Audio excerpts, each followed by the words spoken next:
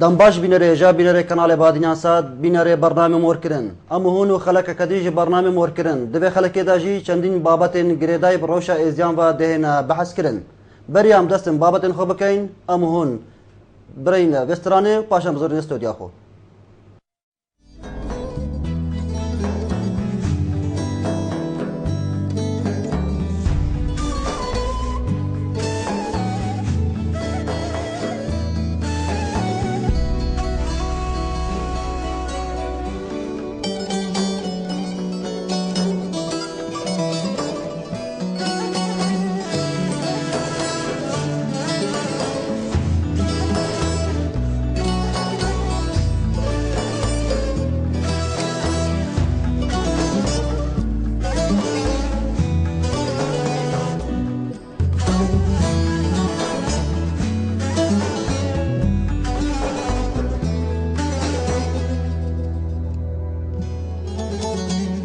ما تشكر بو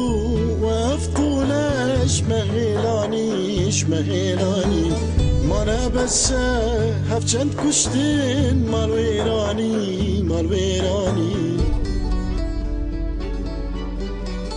گناه زار و کشنگار و کوبانه نزاچی بو من بیوار و منو خانی کانی دنیا کا وجدان و مرومانی که او یاسا دلوانیا خود دانی کانی دنیا کا وجدان و مرومانی که او یاسا دلوانیا خود دانی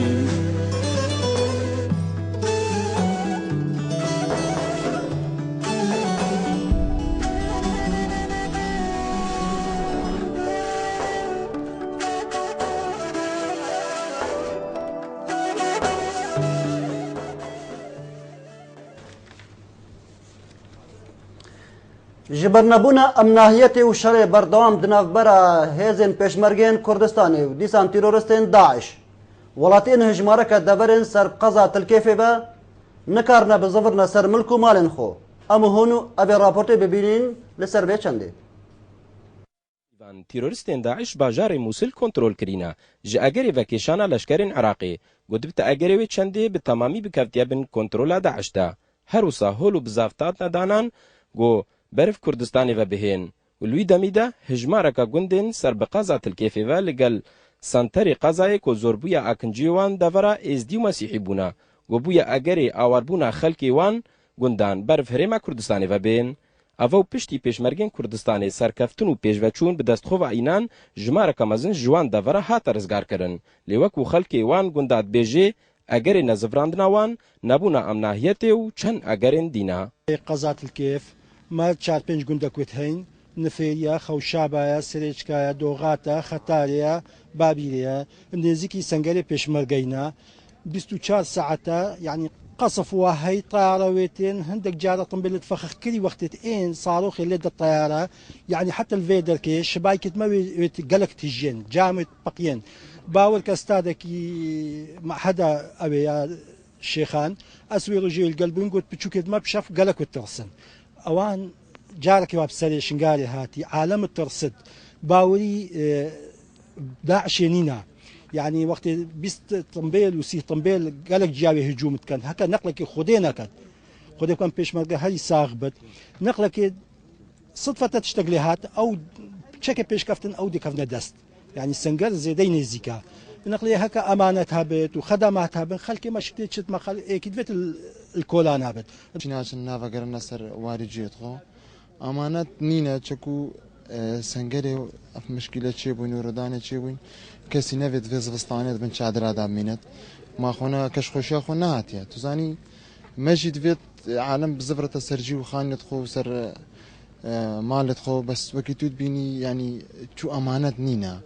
نکس هاری کاری کرد. نبونا امناهیت و نزیکبونا داوروان جه سنور ریخراو تیرورستا داعش بردوامیا شرید ناوان و هیزن پیشمرگین کردستانی و بویا مترسیا کامازن لسرجیان وان و زاروکین وان گودب تریگر لپیشیا خلکی اوان گندا گو نزفرنا سر مالو ملکین خوا. باوری من نمایا خود چپ سری خلک شنگارم تصیر و سری ماجبتن. شاید خود زوجات اما باوری نینه به. سنگری نیزی که ما بیشتر زدن که طوبا و طایرام چه ترسن. على والباوري من نينا به ودي أبخم بيج قلت هنا الويري نفيري وخوشاب أو سريجكو دوغات وخطار 4 كيلومتر تقريبا نابيناوي تلسقوف هيا خاون لجارة درباز مش تلسقوف بس خوي الويري وشكا مترسيح هيا خلکی گوندین سر و قازا تلکیفیوال هیویا و روژینا کو موسل به تمامی بیت رزگار کرن دا جارا کدی بزفرنا سر مالو ملکین خوا خلکی دورا سر و قازا تلکیفیوا اگری نزفراندن وان لسر مالو ملکین وان نبونا امناهیت و خدمت گزاریا دیسا سنوری وان نزیگی سنوری رخراوه تیرورستا داعشا دا گو او کارسات امازن بسری خلکی شنگالی هاتی بسری وان دا دوباره نبی بگرنتی نازفرن سر مالو ملکین خوا قاید شنگالی بادینان سات تایبەت بۆ بەرنامێ مۆرکردن. بەڵێ سپاس بۆ هەفکاری مەقای شنگالی و دروستکردنا ئەوێ راپۆرتێ. گەلۆ چەند گوندên ئێزیدیان دەبن کنترۆلا داعشدا بوون دەبەرە تەڵکێفێ. ئایا مەترسی هەیە لەسەر خەڵکێ وان گوندان کو جارەکەدی بزەڤرنە سەر ملک و ماڵێن خۆ؟ ڕۆڵێ پارتên سیاسی و پێشمەرگەی کوردستانی لە سنووری قەزا تەلکێفێ چاوایە ji بۆ پاراستنا دەبەرێ وان. ئەوان پرسیارە و چەند پرسیارن دنجی دێشمێوانە خۆی هێژاکەین برز نوزت حسن نرموت بخيرتي بو استوديو برنامج ما زور سپاس که اکرم سپاسی بو تشک و بو کانال بهدینان سات کوی روش اس میوان کرم سر هندك بابت رئيسي بو دورا تلكيف بله كات نوزت كان بيشي ده بحث بما بحث روشا وان دورا بكي سر قزات الكيف بنو روشا وان شوايه والله هطان هوجي طبعا ام منطقه بن كانديد ناسين طبعا منطقه نيزيكي باطناي وان بينج جوندن وكومالجها بابيلي طبعا هاف منطقنا حطان هوجت مترسيكا قالك ما زندانا هرشندا بيش مرقال وان مناطقها اكيد برجيريه شوي خلكيت كتن لداعش بردوامي هجومة كتن وشري طوب وطيارة هر وان مناطقها هيا ما معناه مترسي الوي منطقه موجوده وازبار كم خلكي منطقه جبر هندي جي نقارة بزفرتا جوندين خو يعني تبيني اقربت شندك وطنو او مناهيه لنينيا يعني او شري دنا برا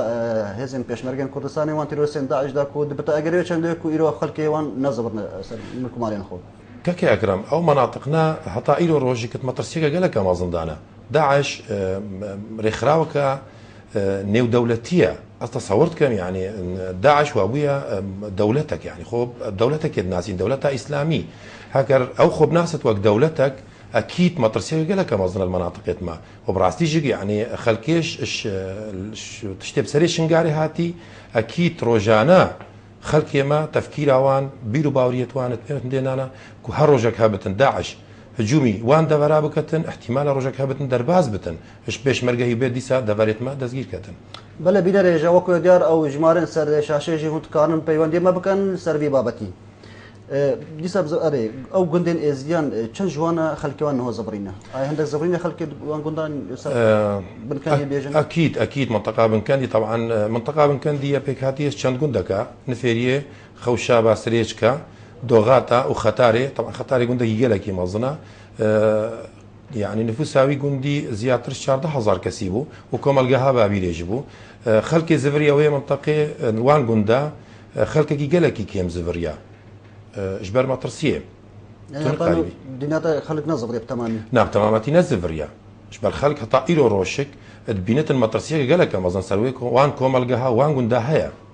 بله وكي دياركو باراستنا وان دبران كو دكفتا سرول هزن بشمرگي اي خلكي ما يقدر كي خلكي بيجين ايزي بشمرگين كبن رولي جنجال بيقدر كي تشابو جو باراستنا دبرين خو والله هي اسبورت كان بشمرگي وزائدا جنجين ايزدي تقصيري تنكريا تذاك كي اكرم شوينا سردانا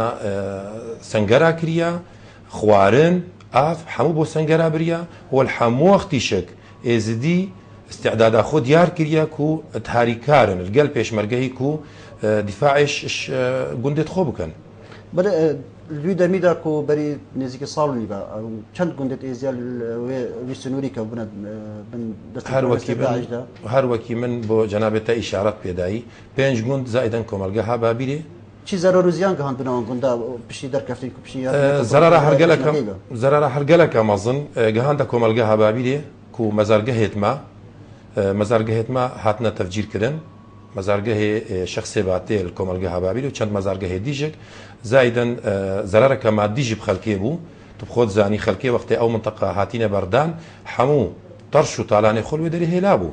يعني مساله مادي بو ومسألة خراكرنا مزارجة هيت ماشي مسألة نفسي وبو خلكيما هل درست او بشي او مزارجه هنات نخراب كرن ايوا دست بكريك او ابا كنا بيانجي وهيلان يطانو بوشي وهيلان كاكي اكرم حتى انه هوجي مترسي وكي ابدو سيجاره جاش مبوتا اشارات بدا مترسيه كقالك مازن سروان دفرا هيا نوكا بيرو باوريه خلكي دا او مزارجه هنا حطانه هكرت خرابوي بن يعني مساله قالك وابويا مساله طبيعي بو خلكي تشنغو خلق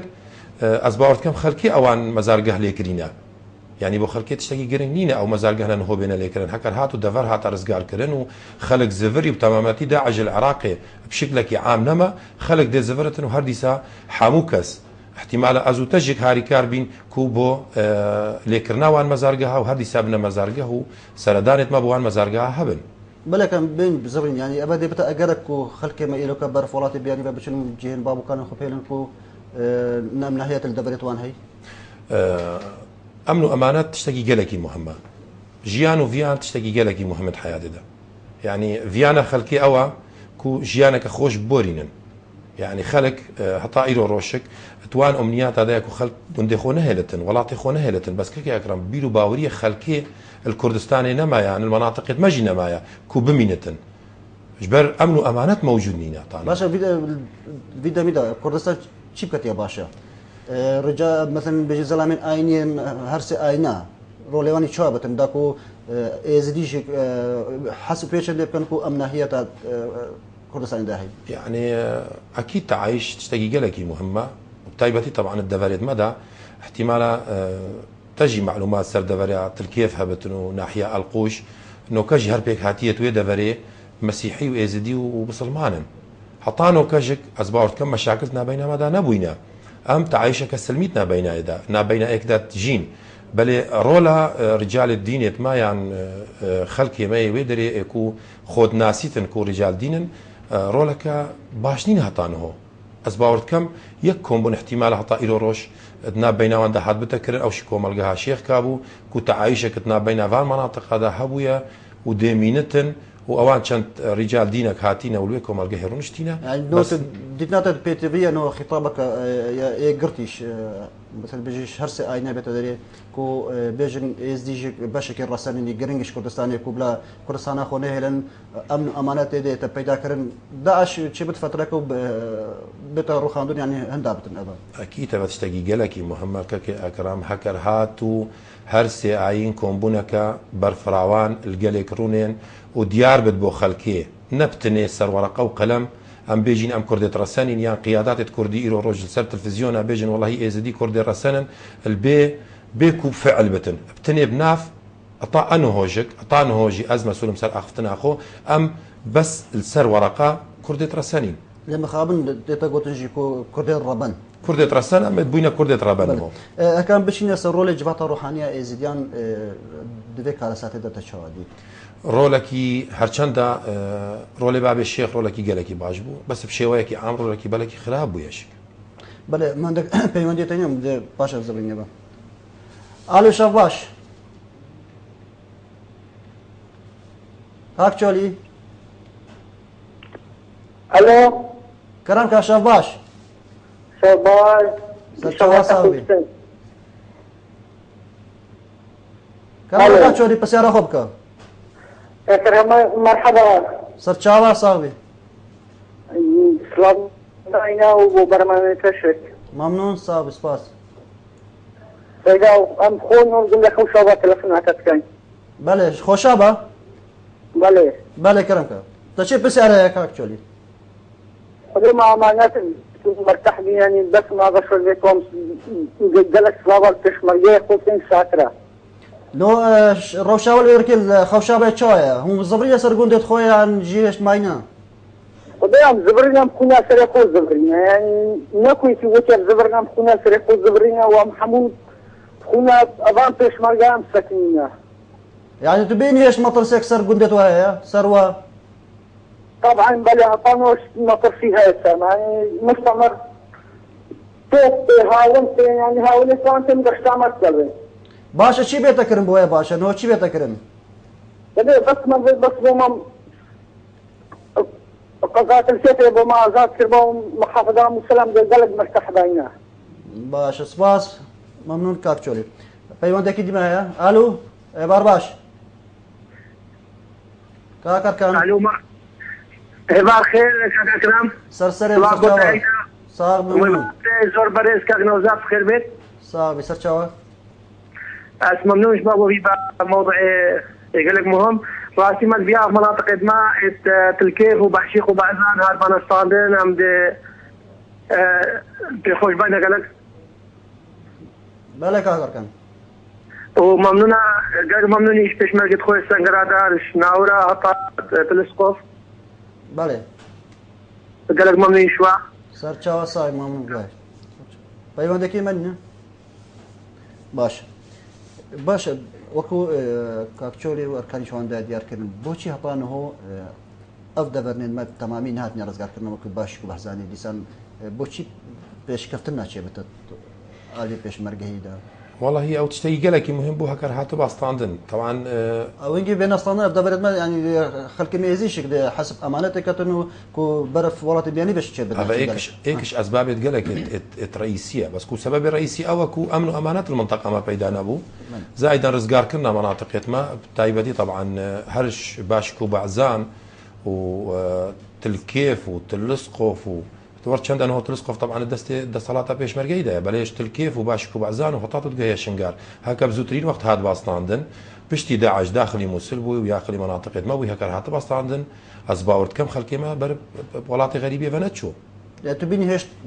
تیرۆستێن داعش ئەو قەوەتمایەک و بەڕەبانیش خۆ بکەتن یانژی چاوایان ئیرۆکە پێشمەرگەیمە ئیرۆکە بژین هێزن هەف پەیمانیژی گەل هێزن پێشمەرگەی پشداریت کەم شەریدا بۆچی هەتانەوەکی دیارکەنی ئەو قەوەتەمای داعشک و بەڕەبانیش خۆ بکەتن ناچنە دەرباس نابنیان پێشکەفتن ناچێتە ئالی پێشمەرگەیەوە ئەو قەوەتە یا بەرینەوە کە داعش هەیە ئەو قەوەتە ئەبەدەن نەمایە هەرچەندە پەیمانی زائیدەن پێشمەرگەی قووەتەکە گەلەکە مەزن هەیەنەوەکە بڕاستیش معنەویاتشێک بەرز بووینە ئەس دوێتەوە قەعادەدامە هەکەر هاتوو بنێزیترین وەخت بێتن و پێشمەرگە گەل تەحالف هجومی دەڤەرێن باشک و بەعزان و تلکێ بکەتن ئەزتوێتەوە قەعادەدەمە بزووترین وەختێدا دەستاندن بەڵێکم جارەکە دی بینە سەر جباتە ڕۆحانی ئێزیدیان و مادیار کردی گەلک ڕخنە سەری جباتە تێنەکردن و ڕۆڵێکی هۆسای بەرچاف نەبوو بێکارە ساتا شنگاردا دەنگی ئێزیدیان دیتناگەلەکە و دەنگی ئێزیدیان نەگەهاندی جیهانی هەموویە بۆچی ئەفرۆلە نەبووانی کاگەکرام ئەزی بۆ تا نقطەکە گەلەکە من بێژم ما ئیرۆ ڕۆژت ئێزید خانێدا سندۆقەکەوە هەی سندۆق خێراتە میریە بناوێ میریە یان ئەز دوێتەوە قەعادەدەما طبعا ئەف تەسمیە نەتشتێکی دروستە هەرچەندە مەفروزە ئەو تەسمیە با سندۆقە خێراتت ئێزیدیە و ئەو مەوزوعە مەجلسا ڕوحانی کۆمبوونە پێکڤەکردبانە لەگەل ئەوان کەسێن و ئیرۆ ڕژل وڵاتی غەریبیەشک خڕکردنا پارەی و كاتشي تشتكي هابتن الولاطي غريبية هاتا خركرن هر البدايات دا طبعا البدايات كارسات بسري شنقار هاتي مفروض او بارا حمو هاتبا وي صندوقي او بارا حمو هاتبا ترخان كرن بو رزقار كرنا كيجو جنو وكريتما اش دستي داعش شونا ام ايرو روش شافي ما الدستي هر كسكي هابتن ريزو احترام بو حمو كسي هينا ايكو دستي خود ريش كري بو ازديا چیش حکومەتە هەرێمە بتن و چیش هەرجیەکی هەبتن کو ئەوی پارەی تەرخان کەن بۆ ڕزگارکردنا کیژێتمە و ژنێتمە و خوشکێتمە ئەش دەستێ داعش ئەس بێتە سەوەڕات دەدامێ هەکەر ئەو سندۆقە و ئەو پارە هات بات وێ سندۆقێدا و جڤاتە ڕوحانی لژنەکە مستەقل دووری ئەحزابێت سیاسی دروست کرد با کوی پارەی تەرخان کەن بۆ ڕزگارکردنەوان کەسێک و دەستێ داعشدا تشتێکی گەلێکی گرنگ بوو دەبیر و باوەری ئەتنابەینە مەجلسا ڕوحانی میری و مەجلسا ڕوحانی و نابين ازدياد دي بيدابا يعني تبيجي دستوردانك تدهت آلية السياسي به هر البداية 2003 أفا تراكمات 2003 وحطاء أنو كجك طبعا هر كسكي هبتن المكونات وبيكاتية عراقي دست بليكرنا مالا خوبشتي رخاندنا صدام حسين بتني ازدياد تشتنا كريا قالك جارتي تبحث كيشك وجبات روحانية زيان وكو ديفيسينغا كاش بارتك السياسي نبتني بارتك السياسي چند بارتك سياسي برپسیارن کو رولا مجلس روحاني شيش ميري بتو حطات قحتا تشيرو جالدينا كي هبتن اتناف ازديادا بارتي سياسي وبتايبتيش طبعا بارتي واكتي برپسيارن ده هنددا چنقول 2003 شونا مجلس روحاني القل ميري شولكي قالكي باش بكم بو ازدياتي اوان تسارع كرن في سبيل بس انتماء أخويا حزبي ديار كان بو أحزاب سياسي وتايبتي جي بارتي وكتي لو إيرو روش أمد بينين ال 2003 وحتى إيرو روشك يك بيش كفتنتنا في ازدياتي دا دست بينا كريا بله هكا بين آلية سياسي كو آلية روشنبيري باش وكو روشنبيرك تو ديسانجي وكو بربرسك الويدا بري ديتناتا تبيني أو بارتين سياسي هطانو إيك دست الويدا بري كو جبو بالاستان دبرا كاركينيا القلق جبو بالاستان دبرا أكيد نعم أجر تشينا أجر تشينا هطا إيرو روجك طبعا الفي كردستاني أكرتو ملاحظة كي يعني هرچند وابويا إدارك وابويا حكومتك بتني سروكي هرمي جي ديارة بربرسين حكومتها هرمي وزائدا جيجرو وزير ديارم بلي أطائيرو روجك خلقي قناعت نينا كودو إدارة الكردستان نينا هطائيرو روجك خلقت أجري هند دابتة صوتا كودو إدارة الكردستاني هينا وبتايبتي طبعا أزدي سر مسألة مناطق متى بسيارج مناطق مكر الدفرات الكيف هطائيرو روجك طبعا معاناة مال ازدواجيتها إدارتنا بين هرمي وتنا بين حكومتها بغداد هيا لو خدمت جزاريش نهات كرن لو برافانيش خلك ما نهات كرن تشي شنغاري بتو حطات جهيا هيرا تشانغو تنسيقك قالك باش نبويدنا بين حكومتها هرمي وان وحكومتها بغداد وتايبتي طبعا مناطق متنازع عليها طائروجك ام مناطق متنازع عليها بلك بيبات دماهي براستي بيفاميا دوماهي طبعا دوماهي جدي سهر سوباسياتا وكنال بهديناسات كم كو ايرو روج حزهاتم هرچند وقتي كيم بو براستي وقتي قالك دريج بو مدفيا چنگو چندين مواضيع هينا وخلكيجك امانتك دانا سلمري منك از ايرو روج امانتا وي خلكي بجهين ما تا بواسطه ودفي كنالي را بقهت حكومتها حريمه كردستاني بس وجنها حتى ايرو روج اموك ازدي مواطنه الدرجه سي و 4 و 5 حتى إيرو روشك الكردستاني تعامل الجلمناء تكرن وكرد إيرو روشك از توي قناعة داما حكومتها حريم احتمال أقداري فان موضوع آخر كابتن باسبورت بوما درنت كفت هرچند باشا حطان هوجك هندك معاملة مي بريفتشن ل إجازة السوق بيني لازمة هندك تجد بوتهبن تعقيدات بوتهبن برب سيار بي يعني تو شي حزبي افتشتا براستيت كردستان دا دفي دم ايرو روش امتداد بوريم تشتي قالكي خرابه ورولاويش قال خرابه سر كردستان ما لو ايرو روش تدبيني خلكيما بو اغريو چندكو برفتن وانتقامش خوبكتن وش كردستانش بكتن اكيد يعني طائر روش تخود بيني چندين كسيت ميت ازدي وعائله هاتنا قنق عندنا بحر ايجاد براسيت شي قالك خرابه لو ايرو روش رساله من استخوازم قهت حكومتها هرمي وهردو حزبين سركي ايرو روش ديوارك قالك مازن اتنا بين ازديا وتنا بين احزاب سياسيه كردي داوي هي او ديوارشك او كردي او احزاب سياسي زانن لو هكر هاتو او احزاب سياسي ودي واردنا بين خو وازديا دارانا كان از ابد ني متفائلم بموقف ازديا البرامبري احزاب الكردي وحتى البرامبري كردستاني وهكر هاتو ريفاردو مكاتا كرن السركو افخل كيما بيتن سرب كردستاني بت اسيله قالك سلبي ديال سرفان مناطق هابتن چنگو اگر خلق قالكن وخلق شي كويت شارع زابينو حبوك از وكي منو تيد سياسه مدار روشنبير اتزان كردستان شيت كتنو وعراق شيت كتل برامبري ما ازديا بله هبدارين با ماتش گش بت جهن بايوندار کو جهن هردو اليا جي بارتي كتجي حكومه هدمجي سوباز بو اماده بنت الاستوديو برنامج وركرن بو بانشرو بكرنا سباس حكومة العراق هطانها نكاريا هاريكاريا آوارين خوبكت لدفرين آرام وكو هرما كردستاني كو كارتك زيرك درست كرنا لدبورينا بطرج صال ونيفاجي او كارن نهاتيا هجمارك مازنجي بي مفابونيا جوي كارتي ام هونو ابي رابورتي كجلاي هفكارما الهام حسن هاتيا درست كرن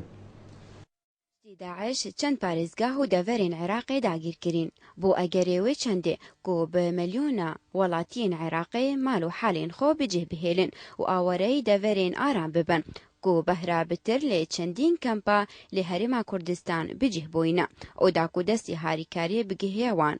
حکوومەتە عێراقی وەکو پێنگاف کارتە زیرەک بۆ بتریە خێزانین ئاوارە دەرستگریە لێ هەتانوها و پشتی بۆرینە 2 ساڵە جێ ئێش و نالین و دەردەسەریە ئاوەرەبوونێ ئەو هاریکاری نەگەهشتیە بەردەستێ گەلەکە ژوان ئیرۆژ بەربەرامجێ کاردا زیرەک یعنی کاردا زیرەک سەدی باوە ناکەم سەدی چێلی کارتە وەرگرت بێ و هەنەگا وەرگرتێجی و هەنەگاهی وەرنەگرتیا وی دروفەکی زەحمەتە و دنیا سار و خەرکی محتاجی دراوە ئەف پێ 6 هەیڤن یعنی کارتە هەنەکە سەرفکردینەهی و نهانەکی تقریبان گەلێک جیماینە مەدوێ ئەسرع وەقت ئەف کارتەجی بێنە چێگرن و ئێوی نەگرتیژی بێنە وەرگرتن و هەنەکە سەرفکردن هەنەک مەکتەبە 80,000 بهەنەکە 20,000 بهەنەکە 15,000 بێرە و هەنەکە عنی هەرێک بکێفا خۆ بوو تشتنا راينا ورب العالمين هلا بتاني دائما بالبر خد غيرن درابنينا ام هم وزارة ما هم تيشن الدنيا جمديا رحمة الباب توجه دارا ورب العالمين بدا قدك ما داينما ونا اديتي كامبيديتي هركد ورقوني داين هنك هشت ورقه داين تشتنا راينا تشتقنا راينا هنك بتاني حامكو داينما ام واجل بالخد غيرن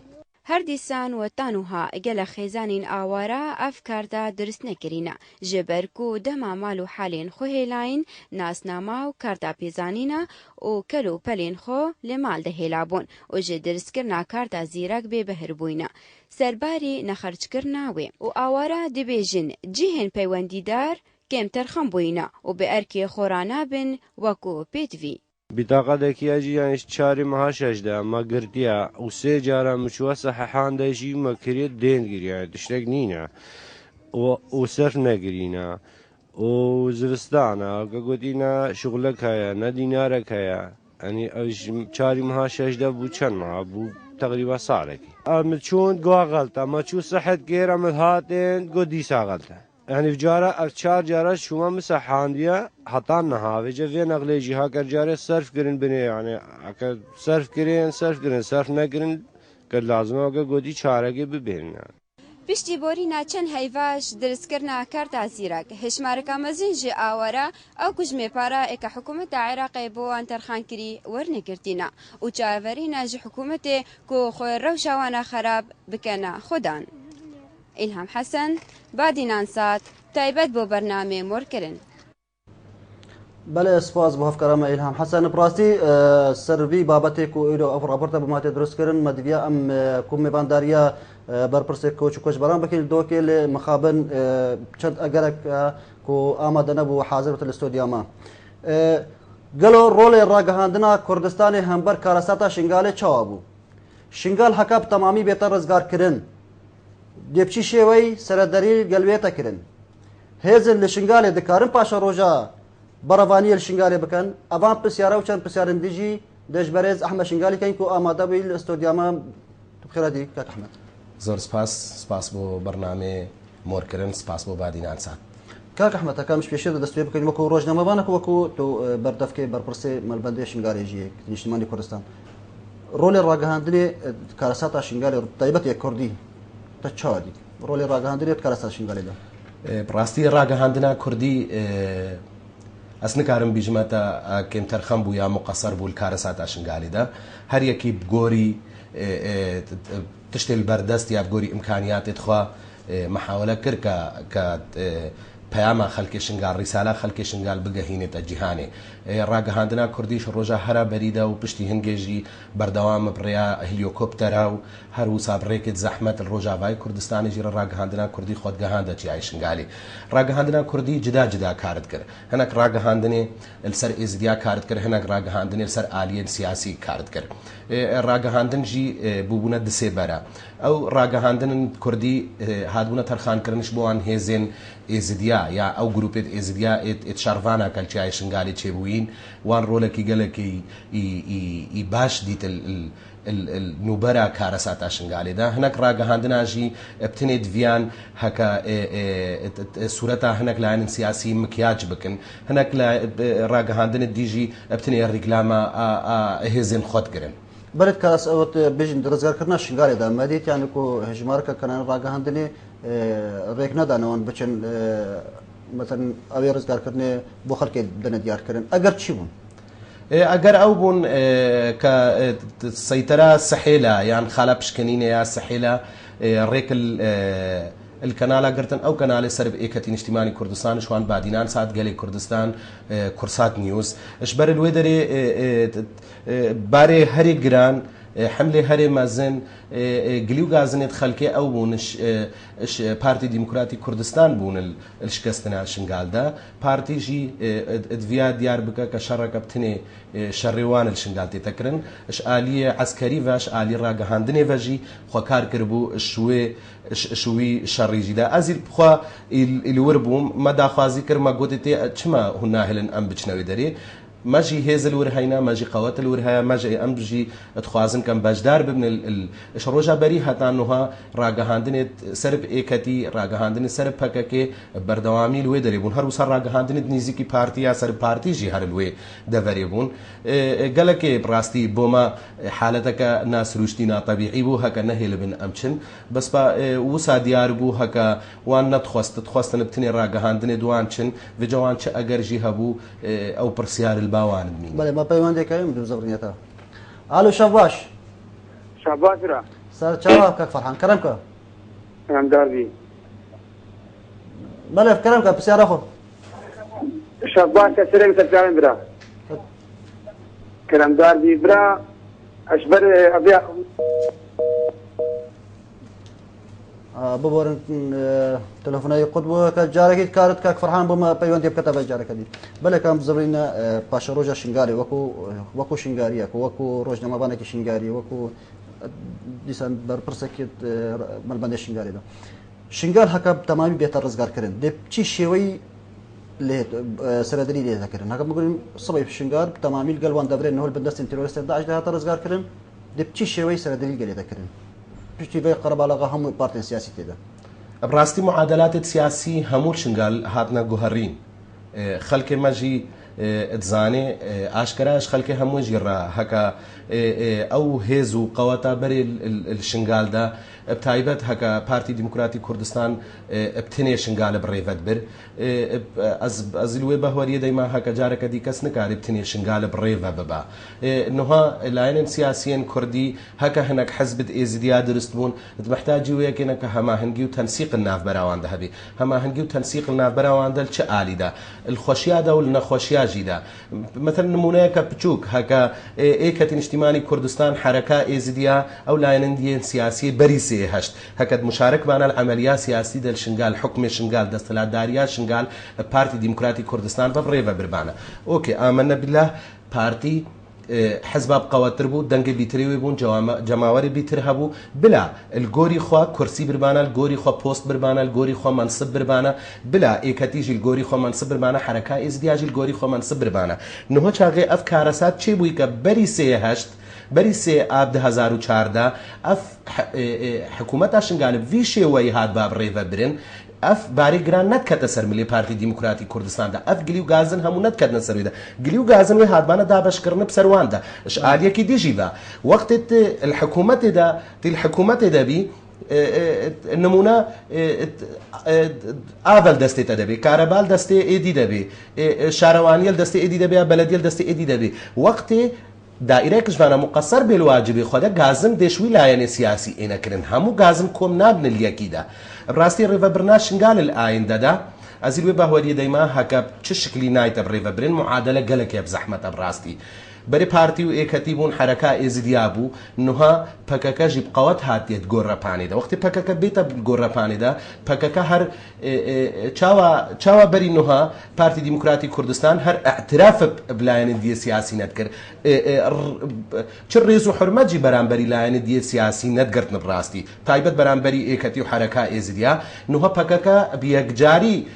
كسي هر كس الحسابات دويدنينا مجلسك بوخو آفا كريا هدي دست خدمة گزاريا كريا دست بوان تشتا كريا براستي بريفا برنا حكم الشنغالي قالك يا بزحمة ايكاتي وبارتي دي سائد نيزينجي يكن وسا تيتا قوتن وسا تيتا بيش بيني كرن وسا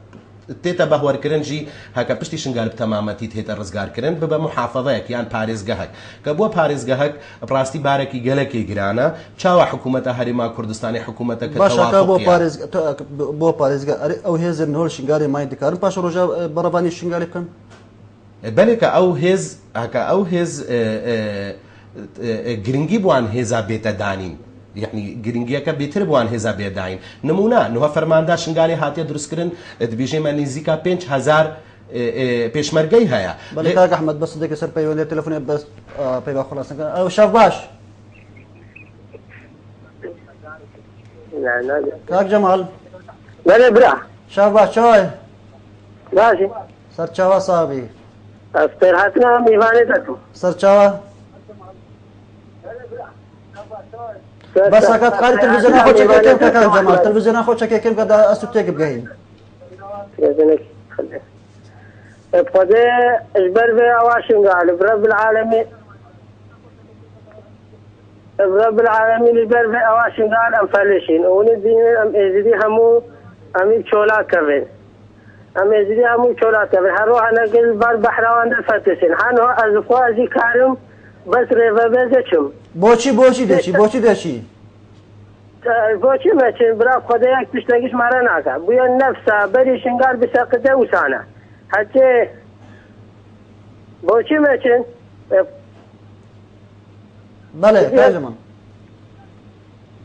یەک پشتەکیش مارە ناکە ئەزێنەوە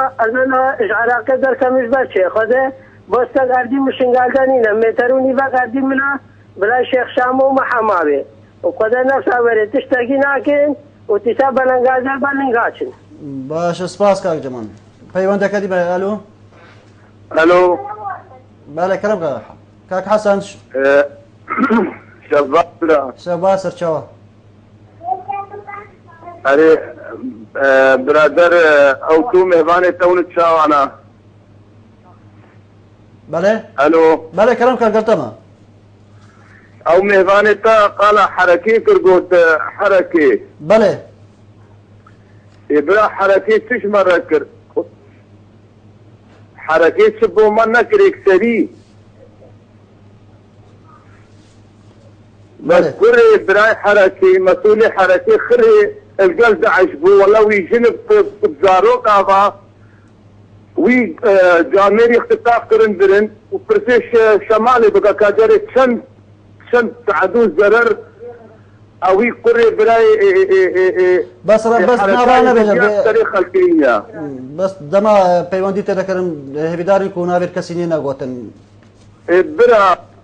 خدي مالا مال ميلاد برن واش السباس قالك ممنون كاك حسن بلي وكو ديار كيجي كاك جماعة جار كركو خلقي ما جبر نبي تدانا حكومات هرمي شكو تاتنيا دور يخصش حمو تشتيكو برف ولاتن بيالي بدج براستي كوتشبري يا هجرة پشتی فەرمانە بسەری خەڵکی شنگال هاتی فەرمانە بسەری ما هاتی بڕاستی کۆچبەری و هجرە یەکشوان مەطالیبێت ئێزریا بوو کە هجرەیەکە جەماعی بکەن وەختی مەطالیبی دوان نەهاتینە بجیهانین هجرە جەماعی نەهاتەکردن خەڵکژی وەختی تا ئەرد و عەرد و شەرەف و کەرامەت و هەموو تشت چوون الفي دريجي مقابلي وان تشتاجي تا احساس بويك نكر نهما ابتني الشنقال خلق هاتا اهمال كرين يا بري في فرماني يا بشتي في فرماني خلق هاتيا اهمال كرن وتشتكش خلق رنا هاتيا كرن السيستم حكم راني يجي العراقي والهرمه كردستان يجي زدي وسع احساسك جهان دينا هستك الباقي ازدياد شكرينا كافولات احترامها هستي وانا براستي باشا نو وكو شنقال وشي بيتا شنقال سير بعد تقريبا هاد رزقار كرنا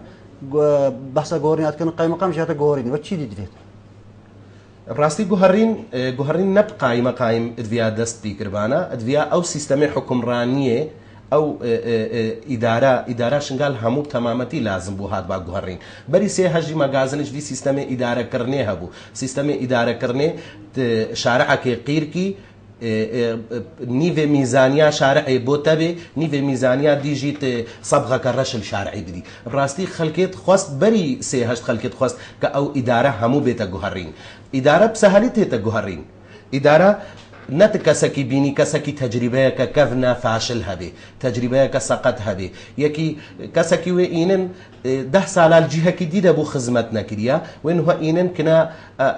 الاداره ده قالك براستي مدفيال فيدريجي اسبيامك بجهينن اشبارتي روش ايكاتيجي ردا خازيما او دمي كسكي تينن كسكي بينن هكا تشتك نبي بلا سرو چاوكي نوبه خورتكي بين الوجه داين بهزاره الهمو اختصاصاتا ما درچويت كلية هينا خريج ما هينا همو اختصاصات ما هينا اتشمتي وان هروان كسيد نو وان كسيد كيفن دوباركي تكاري سرو چاوكي نو بيني جنش نوكا ايدينا خورت نوكا ايدينا هم دزيناكن هم قالك دست باقشترنجي بارتيو ايكاتيت كاري هنا كسب نوبينا بيش هكا الوان بوستد خاصة بوستد وكا قايم مدير ناحية مديرة بلدياتا كارن هنا كسب نوبينا بيش باشا بيوندك دي هاي الو شباش الو كرمكا كلام داري شواني بلي باشي سرچاوكك فرحان بلا كرمكا كاك فرحان بسيركت كلام داري برحمة الله انت خير هذا مزاجك محمد شنغالي سرسري ما سرچاوي ما سرچاوي صاحبي بلا انت بسيرك كاك فرحان اري والله بسيارة مي الرجيم نشن قالت لي كذا داعش ده بله موصل بو رمادي بو في سوري بو العراقي في جهه مثل داعش ده بله بس تدبيني او ضرر زيان وصا قاشتني وان خلقي الرمادي وان وصا كاتشو جريت وان برينا يجب او قورن بكم تشيكيني وان الرمادي الموصل خذي بلا زيانه حرام استري الجهان ذاك هاي بس شنقال بو بله اجبر كاتشو شنو ما قال كذا داعش هذا بله قالك كان سيفان هو هذا أبيش جنوب أفريقيا هاتين وبيش أمريكا الجنوبية هاتين وبيش أفغانستان هاتين أبي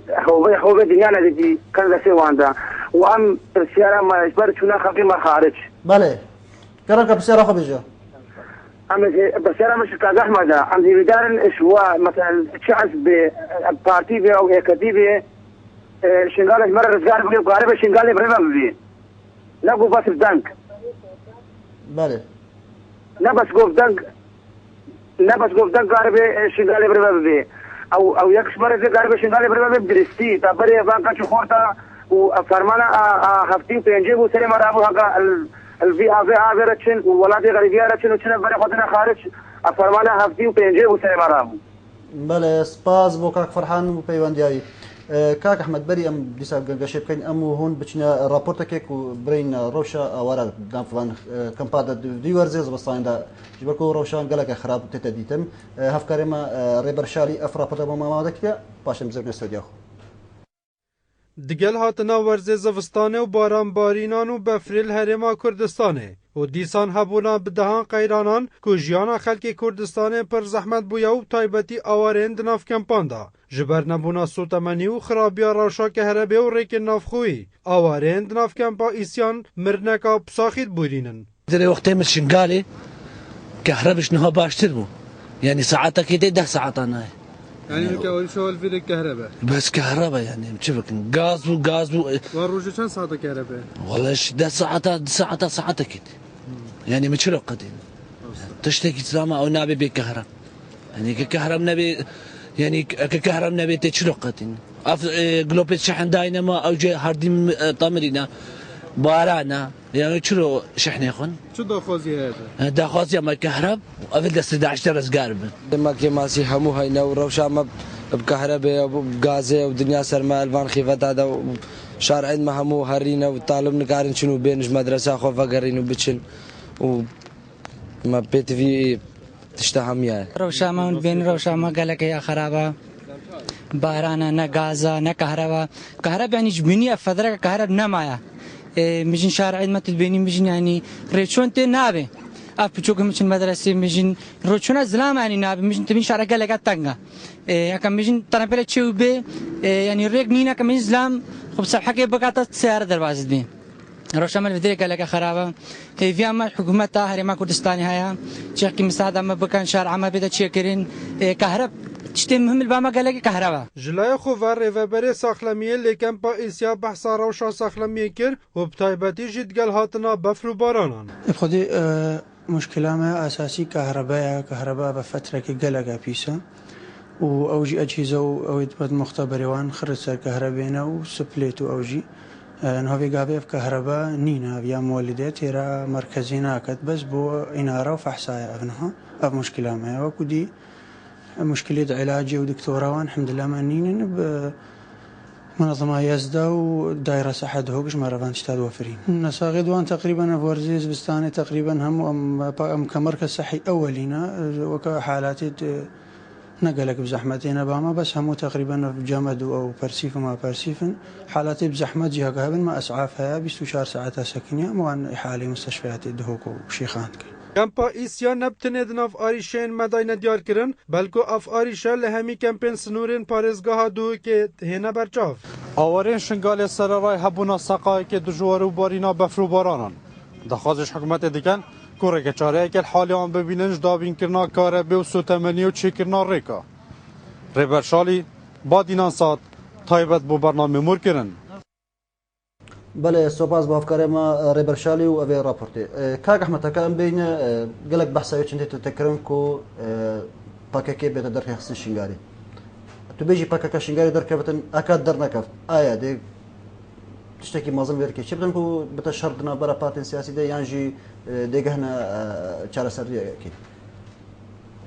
ئادەرکەتنا پەکەکەی و نەدەرکەتناوێ ئەس دیتنامێ وەکە نیزیینگبوونا مش پەکەکەی هەروسا نیزیینگبوونا مش پارتی دیموکراتی کوردستانجی بڕیار نەرشنگال تێتە داین بڕیارە شەڕ یا بڕیارە ئارامیە بڕیار القەندیل و هەولێر تێتە داین ئەو چ جارە ئەو هێزل شنگال هەین هەمت پارتیژی هەم پەکەکەژی نکارن شەڕەکی نافخۆی بکەن لە بڕیار سەر ئاستەکی مەزن بێنە داین ئەسنەی بە هۆریەژی دەیمەکە شەڕ خۆدێ نەکری شنگال ناوبەرەوان هێزادە چێ ببێ پەکەکە و دەرکەتن پەکەکە چەند جاراژی سەرکردەیە هەپەگێ هێزا پاراستنا گەل ئەوت کەشقەندیل هاتینت بژێ نۆرمالە ئەمێ دەرکەون بەس پەکەکەی هێزەکە دی هەیە شنگال هێزەک درست کریە ناوێوەیە بەشەیە یەکینێن بەرخۆدانە شنگال خەڵکی شنگالن ماخۆنا ئەمێ بژنەوانجی شنگال دەرکەون غێرەوەیەکێژی پەکەکەی لایەنێکی سیاسی هێزەکە سیاسی دروست کریە شنگال ناوێوێ تەفدایە کەس نکارێوان دەریخێ بەس ئەسنەی بێ بەهۆری مەدە یەکجاری پەکەکە جارەکە دی شنگال دەرکەوێ پەکەکە وەکە سیستەم پەکەکە وەکە گریلا وەکە هێزە عسکەری وەکە هەپەگە احتیمالەکە گەلەکێ واردە هەکە شنگال دەرکەون بەس وەکە سیستەم و ئایدۆلۆجیا پەکەکێ ئەس بەهەڕناکەم چ جارەدی دەرکەوێش بەر هێزەکە عسکەریش خەڵکی شنگال نەوە چێکریە معاشات بن هێزەکە فەرمیە سەر حکوومەتە مەرکەزیە بمەعاشە غێرەوەیەکێژی پەکەکە دەستە خزمەت گوزاریا کریە مەزارگەهی خۆ چێکریە شەهیدادن ئەو جهێ پەکەکەی شەهید ژیلیدان گەلەکێ بزەحمەتە بڕاستیژی دەرکەوێ پەکەکەن خۆ نابینێ میهوان خۆت بینی خۆدانێ مالێ و مال خەلاس کریە بله کام بزورینیا سر آلی کوچبری دیسا گلک جاری اکتی تهمت بار کردن کو او پشتوانیت کتن کو از دی کردستان درکبن بو نمونه‌ای کو وطنو نزدیک 120,000 جو بجن پاسپورتی بو از دی نهاتی درست کردن راستی اف مجی چند جهه که خواندیم گوهلی بویا که اکتی اجتماعی کردستان تیتا تهمت بار کردن هک پشتا هجریه پشتا کوچبریت گری از بهر ناکم چی لاین سیاسی پشتا کوچبریت گرن یا المصلحت آوان دیا کچن هکم بیشن پارتی دموکراتی کردستان حزب مزنتر بول شنگال دنگت برن اکتیت و خلکی و بشینا اجدر و کادریت اکتیشی چنو خلک اکتیشی چه هک پارتی دنگت خو هبون اکتیشی دنگت خو هبون هر یکی الگوری خو غیر و یکیجی جواز او دری خستنه اجبر الدهوک و هولیر ندهاتنا ادری خستن ما وکم مالبند شنگال وک کادریت ازدیل اکتین اجتماعی کردستان ده مداخوازی چند جاره الشروجه 3-8 حتی نوها مش دایره پاسپورت سلیمانی کریه جوازات سلیمانی کریه که مساعده خلق ما ازدی بکن او 120,000 جوازش ازدیار را جهاتی نداری خستن نه نمتک بسری ازدیاده مستمسكة كي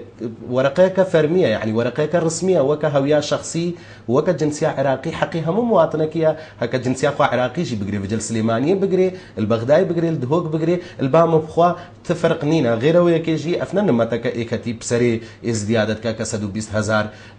نبتني الكوجبريه ده ايكتي شروجا بريده او داخوازيت ازدياد سركي يكشوان رزقار كرناكا توجنا ادي حمايه دولي اساسيه جينوسايدا ازديا ايكتي بيك جاري ندجيه كجوان مطالب ازديا همويبو ايكتي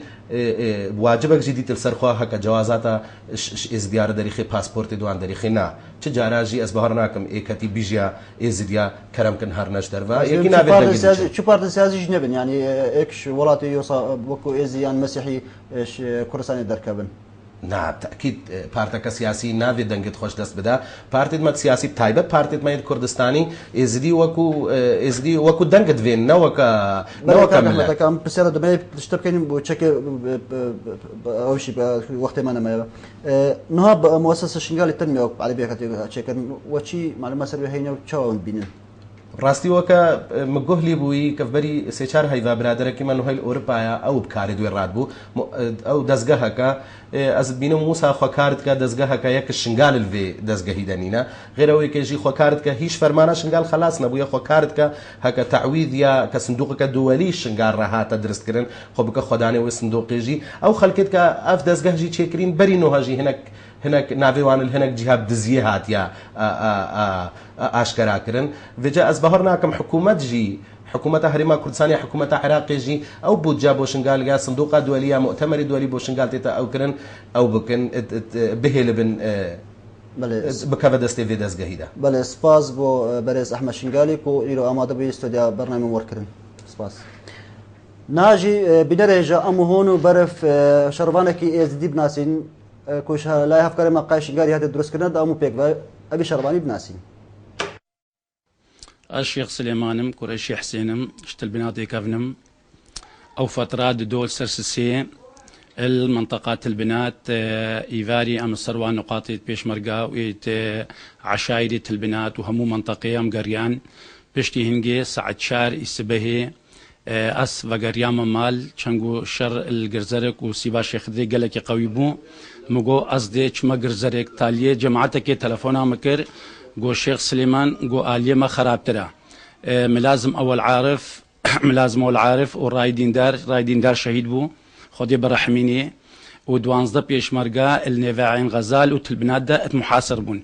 تلفونا مكرن گو هيش عتاد ما نمايا طلقيك ما نمايا مگو باشا زيهاتم ازرابم ما دلوفان وملازم دلوفان وبيشش هفالدي وفارس ومعمي او جي جماعتين ما تقنبون من الباخو صوار كرن وبيكيسياخوها وده 1000 طلقه ازرابون شو مره بياكلشي ما عتاد او تسليمي وانكر مالا مختاري عين غزالي قالك قبل نبوس طابق بون دبي كيسيا ام رميت كرن دلوفان قوتم قو كوف طلقه موتينا ما مقولنا اشكاله مره بي تسليم كر سلاح يدخل فقريان ام مركزات القصب شو مسار مركزي شار بي كيسي سر مركزي بون مقدم ركن جدعاني سكني بو ملازم اول سالم يسكني بو نقيبك الشرطه بو نقيب محمد بو او شكي متيوتي بو اخر ما قلت يابا افداعش قدمي وربي قالك محاصره جماعه ما نزاني بكيسي جي رمي بكر مجيره دابر مرمي كر شار بكيسيا ما قندي عين غزالي رمي كر هتانا كر ربيا مكاري بسحبي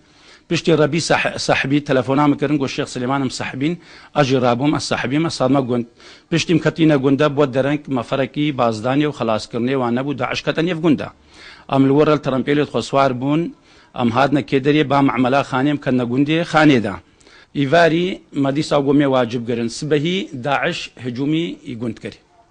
هجومي قند كر ام رابون ما شري وان كر ما دوسك جي بريندار كرن جماعتا براستي شهوانيا ويت هر خلق كيل ويدري شمو ملتاتي دبون رشقا بون شهواني بون عزوي بون همو ملتاتي دبون ما شركر ما دوسك جوان بريندار كرن وما ترامبيلا كوان جي عاطل كر او رابون سحبين بشتينجيم هاتن چنگون برچي بون ام مشيان ام هاتن سري چيرا ام هاتن بيرياورا بان كرن گويا با داعش هاتا هجومي بيرياورا كر ام رابون چون ابيشا داعش سي همر بون اخر ما شر خوكر حطانك همر كوان قلبي واوجي سحبين السر جسر الويدري داعش هات ويكي حتى يكون رومانيا كما فانيا ما شر خوكر حطانك ما ربيعاجستان خلاص كر بشتي هنگي مجارك دي ام هاتن كنا شنغال دا ام گهشنا كدري ليواما 111 جهات فوجا شنغال بلخص هات سر كهنيه مبان رواجبي خوكرت وما خفاراتي خوكرت نو ما اوكرن نيفما وداعش ام كفرات ادني يقودو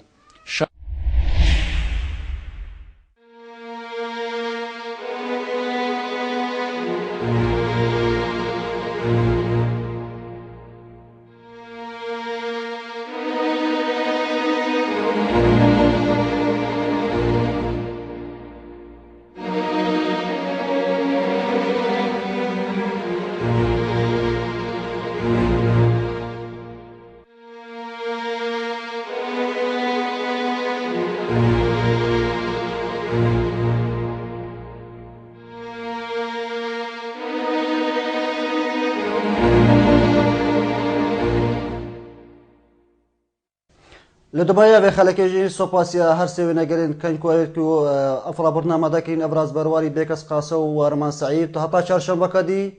هتا خلك كديجي بن شاف ديريا خدي دابن